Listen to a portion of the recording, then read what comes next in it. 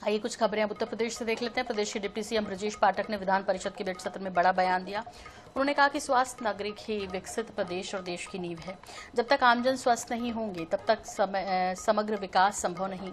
Deputy CM ने पिछली सरकारों पर स्वास्थ्य सेवाओं की अनदेखी और जनता को गुमराह करने के आरोप लगाए। उन्होंने कहा कि पहले की सरकारों ने मेडिकल कॉलेजों की इमारतें तो बनाई, लेकिन चिकित्सकों और पैरामेडिकल स्टाफ की नियुक्ति नहीं की।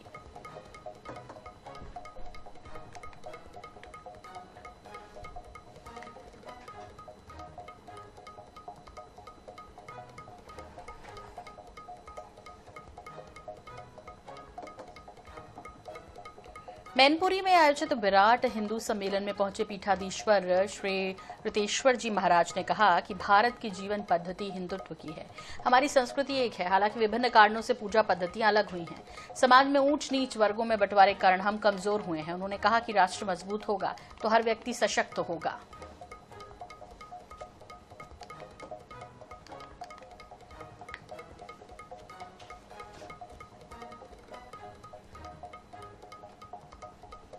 इधर राम की नगरी में आने वाले श्रद्धालुओं के स्वागत के लिए भव्य लक्ष्मण द्वार का निर्माण तेजी से हो रहा है। परियोजना की जिम्मेदारी उत्तर प्रदेश राज्य के निर्माण निगम लिमिटेड को सौंपी गई है। द्वार को पिंक सॉलिड स्टोन से सजाया जा रहा है, जो अयोध्या की प्राचीन वास्तुकला की झलक प्रस्तुत करेगा। प्रोजेक्ट मैनेजर रविंद्र यादव के अनुसार लगभग 35% तक का काम जो है इसका पूरा हो गया है।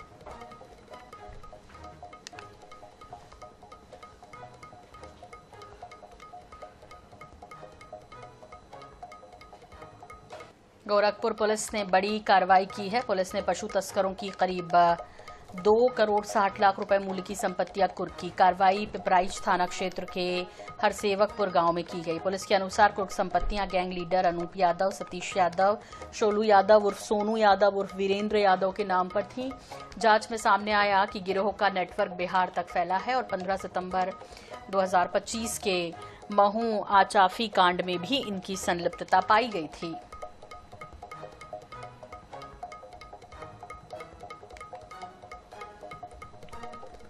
बहराइच के रामनगर गांव में अज्ञात जंगली जानवर के हमले से 7 वर्षीय मासूम गंभीर रूप से घायल हो गया। बताया जा रहा है कि श्याम मिश्रा अपनी मां के साथ सो रहा था, तभी देर रात किसी जंगली जानवर ने उस पर हमला कर दिया। हमले में बच्चे गंभीर रूप से क्षतिग्रस्त हो गई।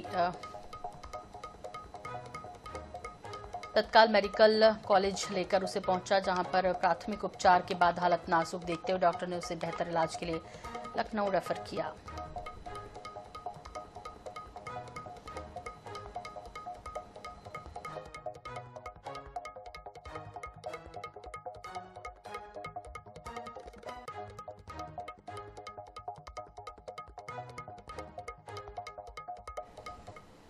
और आइए अब रुख कर लेते हैं योगी आदित्यनाथ विधानसभा में क्या बोल रहे हैं, सुनते हैं।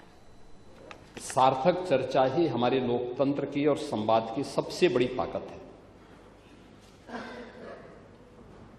और विधायिका के इस मंच का उपयोग इस संवाद के लिए करने के लिए सभी माननीय सदस्यों का, जिन्होंने इसमें रुचि ली, इस पूरी चर्चा में भाग लिया। प्रतिपक्ष का है तो विरोध में बोलेगा ये,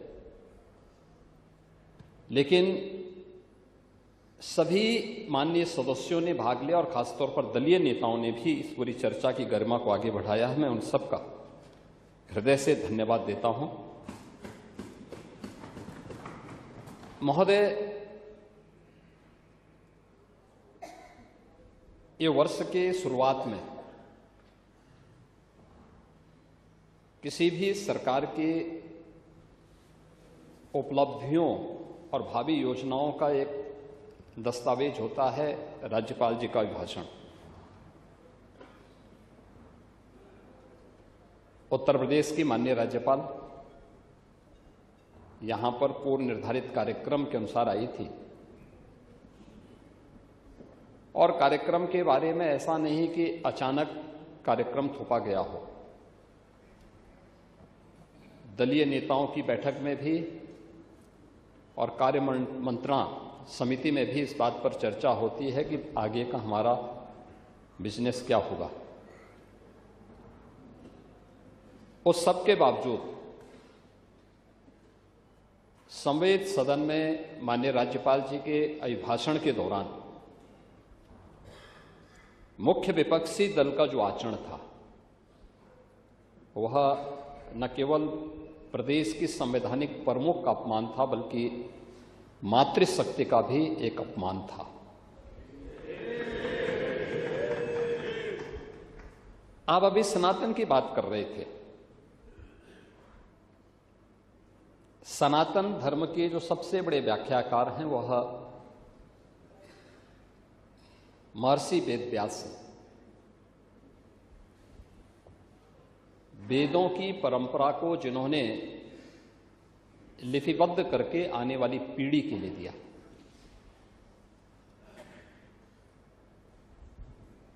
उन्होंने मातृशक्ति की उपमा किस रूप में की है?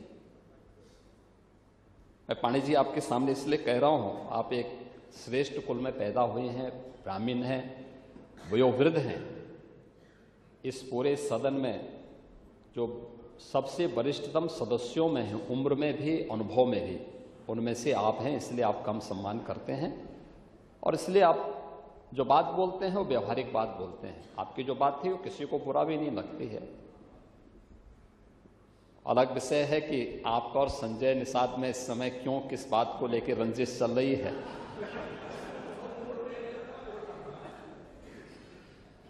और लगता है कि आपकी पोखरी का भी ठेका करके आ गया लगता है।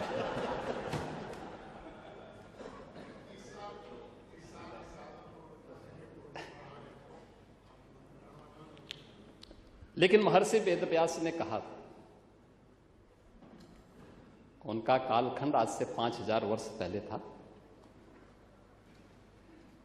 और सचमुच जब 5000 वर्ष पहले की हम बात कर रहे हैं, यानी तब भारत में दुनिया की एक विकसित सभ्यता थी। यानी आज की दुनिया जब सभ्यता की बात कर रही है और जब आज की दुनिया सभ्यता की बात कर रही थी, तब भारत दुनिया को दिशा दिखा रहा था, राह दिखा रहा था। और 5000 वर्ष पहले महर्षि वेदव्यास ने कहा था कि नास्ति मातृ समा छाया, नास्ति मातृ समा गति, नास्ति मातृ समम त्राण, नास्ति मातृ समा प्रिया। यानी मां के समान कोई छाया नहीं, मां के समान कोई सहारा नहीं, मां के समान कोई रक्षक नहीं और मां के समान कोई प्रिय भी नहीं। हमारे भारत के सनातन धर्म की परंपरा में मां की उम्र के या अपने से बड़ी उम्र की हर महिला को मातृ के समान सम्मान देने का विधान है। और किस प्रकार का आचरण आप लोगों का इस सदन में माननीय राज्यपाल जी के अभिभाषण के दौरान था और आप सनातन की बात कर रहे थे, ये मुझे इस बात को लेकर के, या तो हो सकता है आप इसीलिए सदन में उपस्थित नहीं हुए थे क्योंकि आपके नियंत्रण से बाहर समाजवादी पार्टी के सदस्य रहे होंगे, इसलिए आपने कहा होगा कि अब इन उच्छृंखलों के बीच में रहने से अच्छा है कि हमें स्वयं बाहर रहूं। लेकिन आचरण जो भी था वो अच्छा नहीं था, वो अच्छा आचरण नहीं था और उस अच्छे आचरण की दृष्टि से आज इस सदन की अभिभाषण की शुरुआत में यहीं से करता हूं। अचानक प्रदेश का परसेप्शन खराब नहीं हुआ था, अचानक नहीं हुआ था।